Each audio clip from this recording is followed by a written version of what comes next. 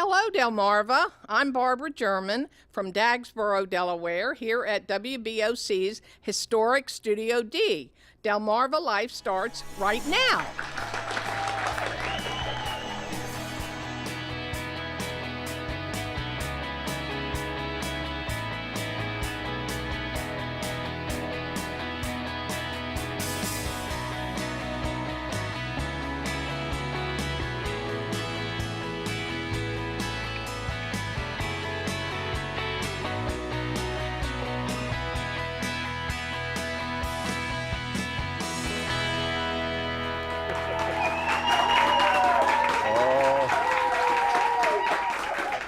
We got another rowdy bunch, didn't we? Oh, it's going to be a fun afternoon. Good afternoon, everyone. It is Thursday, January 26th. I'm Lisa Bryant. I'm Jimmy Hopple. Welcome to Delmarva Live from historic Studio D. And we'd like to welcome our rowdy audience.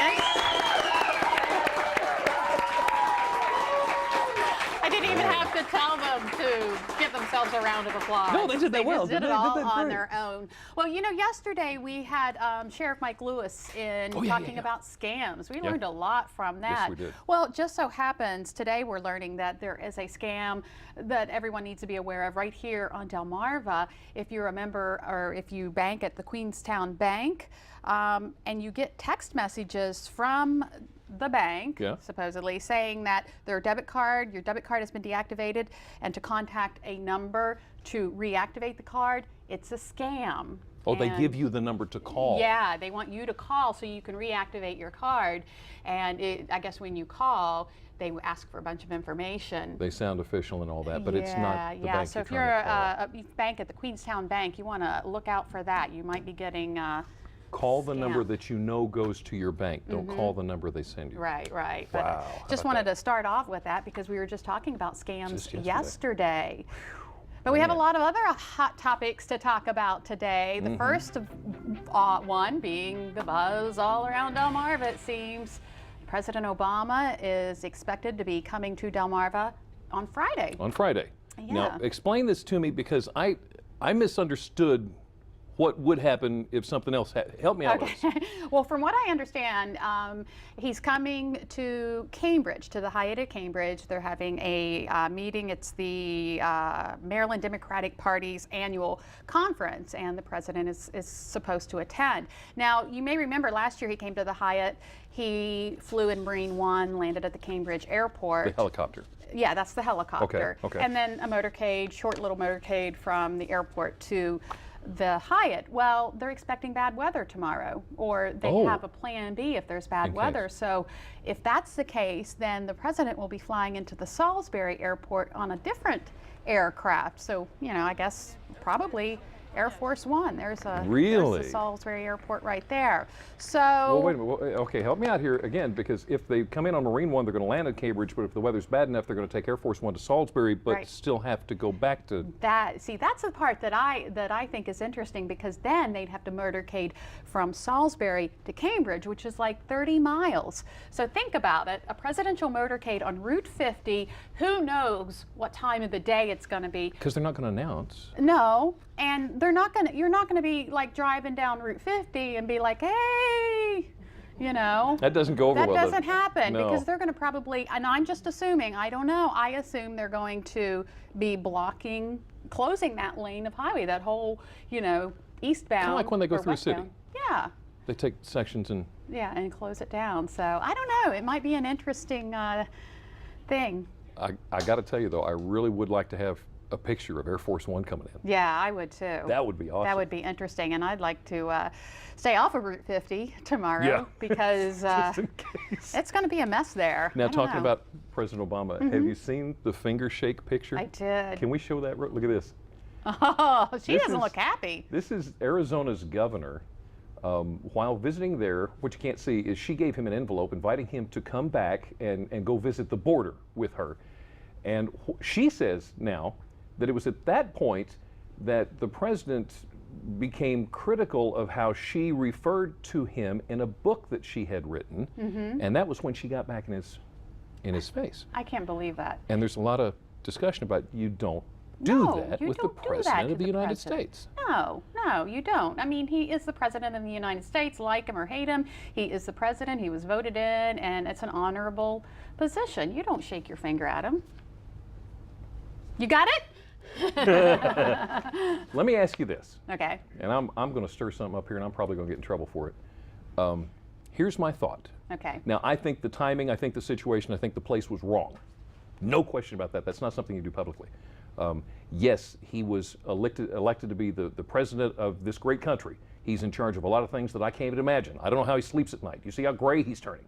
But at the same time, I personally don't put him up on such a pedestal that in the proper surroundings, I might say, you know, Yeah. is that wrong? The way I look at it, it's not disrespecting the person, it's disrespecting the office. You're right. Because, I mean, other world leaders look at our country, and if we're bashing our president, if Congress is bashing our president, you know, making these, Making us look stupid to everybody. Yeah, it just really makes us look bad, and it really, Under it's not good. Under the It's right not good. circumstances, if it was in a closed room, nobody could see, no pictures, would you shake your finger at the president? I don't know. Depends on what he did. Something to think about. Anyway, well, here's something to think about. I was so excited when I saw this. Snow Hill Elementary School is one of 50 schools nationwide to receive an unrestricted $100,000 grant. There's a picture of the school right there in Worcester County. The school may use the grant funds in any areas of need. And the purpose of the grant is to enable schools, selected schools, to purchase much needed resources and improve learning environments. This is wonderful. The grant, by the way, comes from Target. Oh, really? The store, yeah. Wow. And Snow Hill was nominated through a talk show. How national about talk that? show. So let's hear it. That's awesome. You guys, and it's unrestricted. They can do what they want. They can do what they want. I mean, I doubt they could order a bunch of pizzas with it, but. Well, if you had enough change left over. Could happen. January 22nd, you remember we had Bad Hair Day on here the other day. had them Drexel here. Take a look at this picture. They had a really amazing thing happen. They proudly hosted the North American Hairdresser of the Year award winner. This is, can you say Carmen's last name? I don't know if Carmen Catrona. Is that right? Yeah. Catrona? For a day of haircutting demonstrations for the staff there at Bad Hair Day. This is Sissy. He's with Sissy. She just take a look at that hair. It's absolutely gorgeous. Nobody's touched it. Nobody's done anything with it. And she showed up for a chance for Carmen to cut 6 inches off of her hair and give her a style that turned out absolutely gorgeous. So we want to say congratulations to Bad Hair Day on a great big guest. We had so much fun when they were here too. Yes. Well, I know that you travel a lot in the Seaford area up in Sussex County, and I don't know what it is about the that's the Nanticoke River, right? Between Blades and Seaford, but it seems like they're just trying to limit how you get across it. It is the craziest thing. Yeah. The Blades, Seaford, you know the drawbridge there in between on Old 13? They're going to shut it down again next week. They're doing some kind of maintenance stuff on it. I don't know what the deal is, but how long do they have it closed for the paint job? They closed it for like weeks and weeks. It was like forever. Yeah. And now they're shutting it down again between 8 o'clock in the morning, 2 in the afternoon.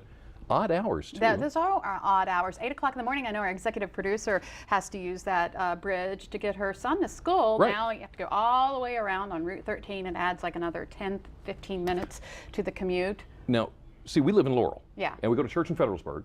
So I can go Laurel, and I'm kind of changing the subject here just a little bit. If I go Laurel to Federalsburg, I can get there in 15 minutes if I take the ferry, which, by the way, has been running for an incredibly long time now. I think, what, 2-3 weeks? Oh, wow. I'm kidding. Yeah, because it was shut down for a long time. I want to say good afternoon rather to the captains and to Scott and Eddie and Terry, some of the best guys in the world on that boat. But having a lot of problems with that. And if the ferry's not running, then I got to take the bridge. Right. Which adds 15 minutes. If I can't take the bridge, then I got to go all the way out to 13 and go up and over, which it's like a half an hour. Do you think they're trying to keep people out of Seaford or out of Blades? Just or kind of just separate don't want them to be together? I don't know. You never know. I don't know. Well, our friends at H&R Block are teaming up with Walmart to offer some free, simple tax preparation advice. Have you started on yours yet? I've started getting the paperwork together. It's, oh my goodness, receipts are everywhere. Yeah, I know. It's crazy. So I think 280 locations. Yeah, I saw them at the Salisbury, North Salisbury Walmart just the other day. So they're here too. 280, there can't be that many, but obviously they're here as well. And it's the simple tax forms, you know, like the easy and the little stuff like that. So Yeah. stop by and say hi to our H&R Block friends. All right. Hey, you text. We've texted each other. Yes. Yeah. Well, are you lying when you text to me? About anything in particular, Yeah, or just I kind don't of a know. I general don't question know. There's a new research showing that people tend to lie when they text more than any other form of communication. Really? Yeah. So. Really? Is that true? What do you guys do? Do you lie when you text? Here's the question. We're going to take a quick vote of our studio audience just to see how this turns out.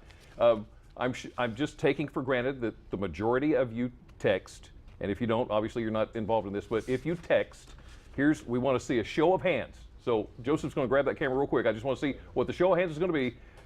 When you text, do you have a tendency to lie more? If the answer is yes, raise your hand. Are they going to admit to lying? Let's just say embellish. Embellish? What you're saying. Is that better than lying? Okay. If you text, do you never lie? Raise your hand. Nobody raised their. Oh, okay. There we go. Son.